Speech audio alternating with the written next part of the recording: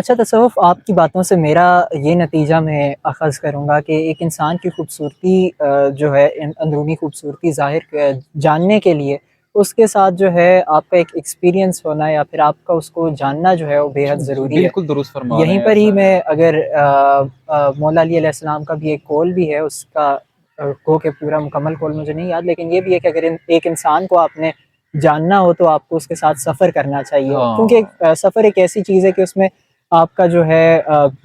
ہر وقت جو ہے وہ ایک سیم آپ اور نیچر پہ نہیں گڈ رہتے، اور آپ کی بیڈ نیچر اسپیکٹس دونوں ڈفرینس آپ کے سامنے ہوتا آ رہتا ہے، جاتے ہیں۔ آپ کے سامنے کسی بات پہ جو ہے کسی انسان کا جو ہے وہ ایک تلخ رویہ بھی سامنے آ جائے گا، کوئی ایسی بات ہوگی کہ اس میں آپ کا جو ہے وہ انسان جو ہوگا پھر وہ آپ کے اختلاف ساتھ ہونا، ایسے ہی ہے۔ اس سے پتہ چلے گا آپ کو، جب آپ نے بات بالکل کی نا میرے ذہن میں آ گئی، اگر آپ کو ایسے ہی کسی ہے، سے اختلاف ہوگا تو بھی آپ کو پتہ چل جائے گا کہ یہ، کیونکہ سامنے سامنے سیدھی سیدھی اچھی اچھی باتوں میں تو سب ایسے ہی اچھا ہے، ہی ہے نا، لیکن جب اختلاف پہ رائے آتی ہے تو پھر پتہ چلتا ہے کہ کون کیسا ہے۔ بالکل تصوف لیکن اسد مجھے لگتا ہے کہ ہم جتنے بھی گرو کر رہے ہیں نا، میں نے پہلے بھی یہ بات شاید کہی ہے